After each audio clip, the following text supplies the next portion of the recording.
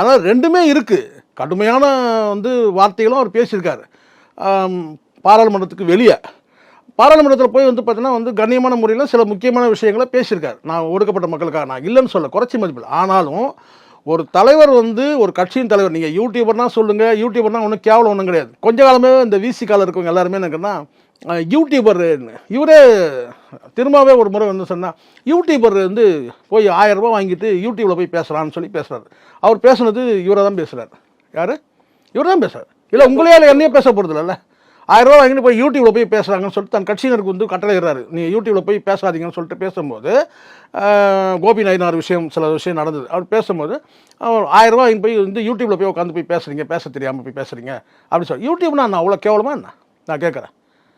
So யூடியூபும் பார்த்தீங்கன்னா உங்களை பார்த்தீங்கன்னா உங்கள் கட்சியை வளர்க்குறதுக்கு பயன்பட்டு தான் இருக்குது. யாரோ ஒருத்தர் 4 பேர் யூடியூப்பில் பேசிட்டு தான் இருக்கிறாங்க, விசிக்கு ஆதரவாகும்.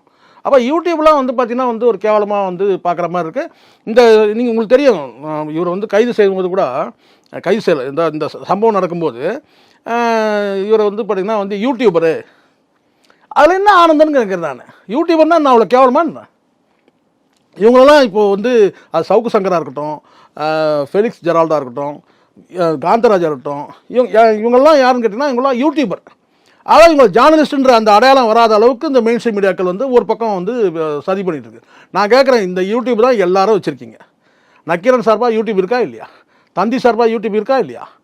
எல்லா சேனலுக்கும் இப்படி யூடியூப் நடத்துறீங்க. அப்புறம் யூடியூபர்ன்றதுல என்ன உங்களுக்கு ஒரு ஆனந்தம்? யூடியூபர் சொல்கிறது ஒரு கேவலமான வார்த்தையா?